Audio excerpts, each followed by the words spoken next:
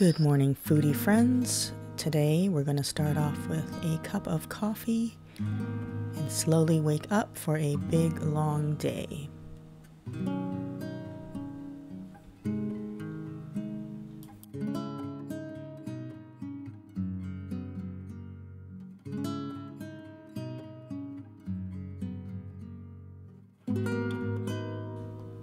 We started our day on a nice drive to Akaka Falls State Park, where they have a beautiful waterfall. It's open 8 a.m. to 5 p.m. There is a $5 fee if you are not a resident of the state of Hawaii. But it was pouring rain, and it's a 0.4 mile hike, so we enjoyed the waterfall from afar.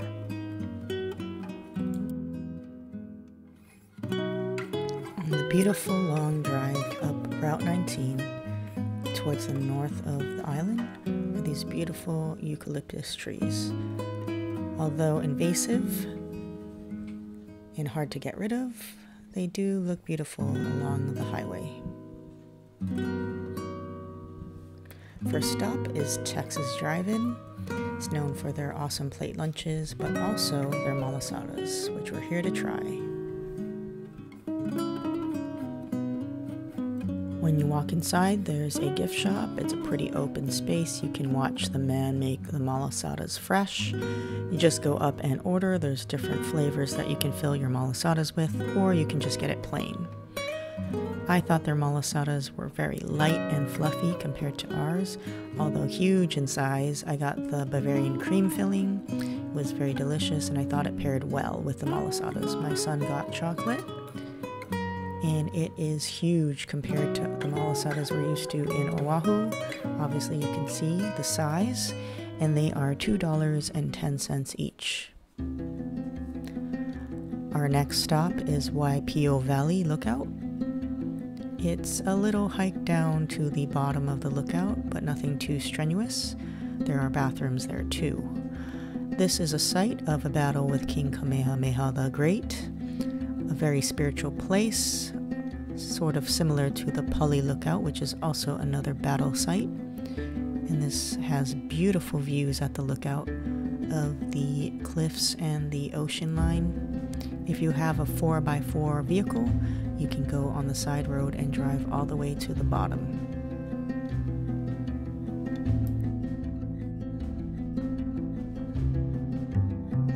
After exiting Waipio Valley, we stopped by the small town of Honoka'a, which is nearby, and enjoyed their small-time, laid-back vibes. We enjoyed the views of the old buildings, some of which are from the early 1900s.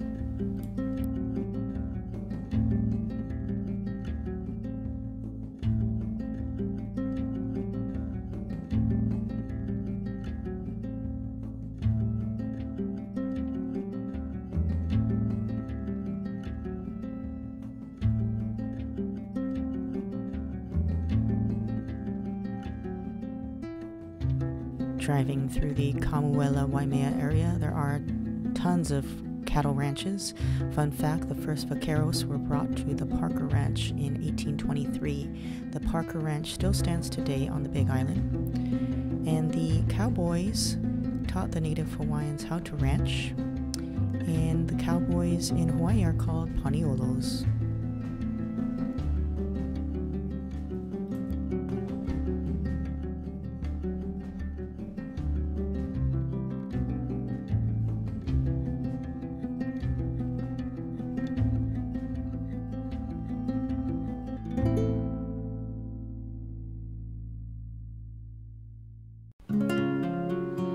After a long drive, we hit the town of Captain Cook on the other side of the island to visit the Manago Hotel. It has been in business for more than 100 years, starting in 1917, and the restaurant inside is the state's oldest restaurant in continuous operation. When you step inside the hotel and restaurant, it is like stepping into a time warp into the old era of the plantation times. Outside, there is a display of old glass bottles of all kinds. And I like the old store signs. Apologies for not getting too close to the menu, but their menu's pretty small. And they give you the old school separate bowls and plates. And everything is kind of like family style.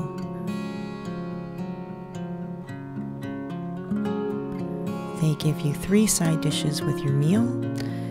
Today's side dishes were pickled ogo, which was delicious, a fancy mac salad, and some steamed veggies.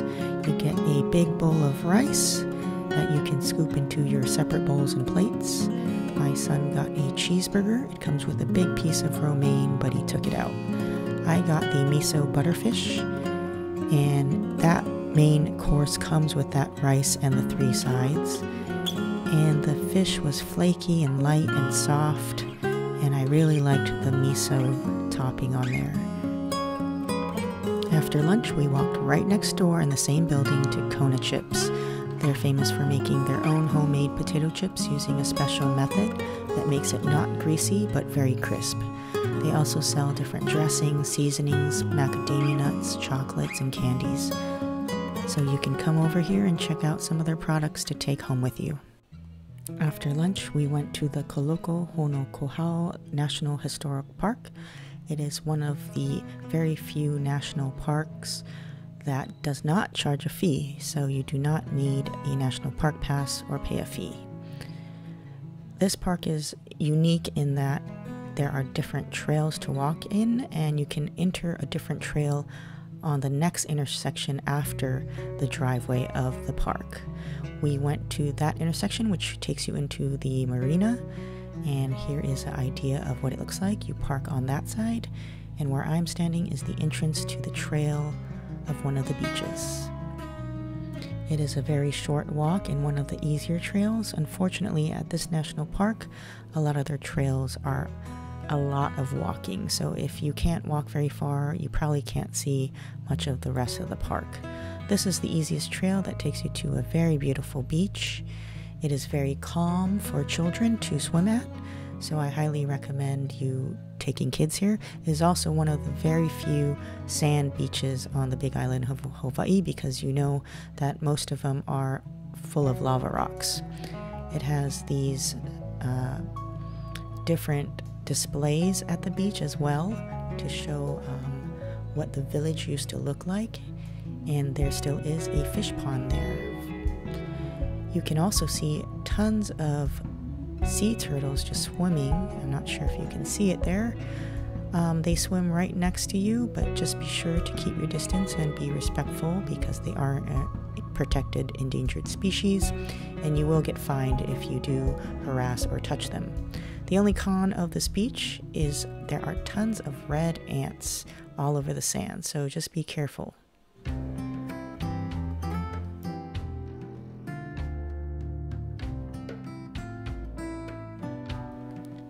After our visit to the park and the beach, we head back to rainy Hilo.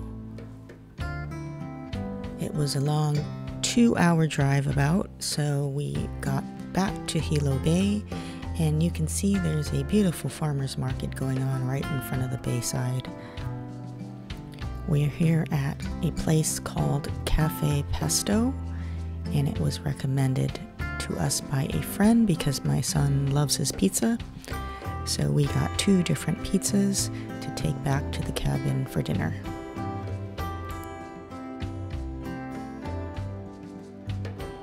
This is their pepperoni pizza with big slices of pepperoni.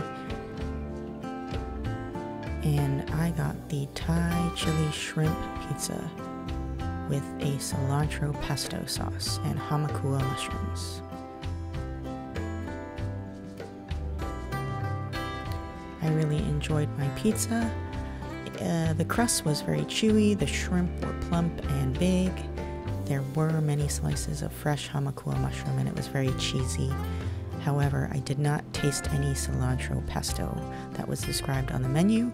It is literally pretty much furikake in the middle, which I am not a fan of, so If you don't like furikake, this is sprinkled all over the pizza, which was kind of a weird combination, but the overall taste was very delicious. I really liked the quality of the ingredients, and the crust was very delicious.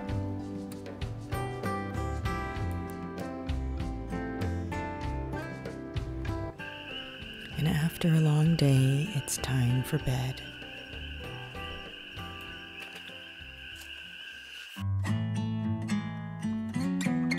It's a nice sunny day today, and we're heading to the airport to go home today. We have a couple of hours to kill, so we're gonna get some breakfast and enjoy some of the views.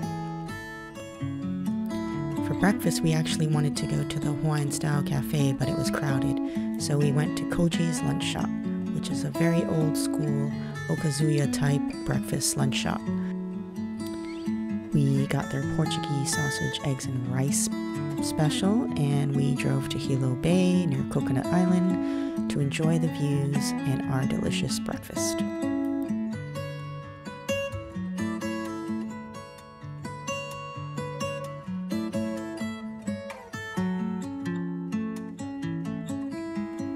The breakfast was huge with delicious fluffy scrambled eggs. The Portuguese sausage was sliced thick and was delicious tasting, and it was a deal. After breakfast, we walked across the street to the Japanese gardens and enjoyed the ducks and the birds and the beautiful architecture that surrounds this park. It's free and you can just explore and walk around, and it helped us walk off our breakfast.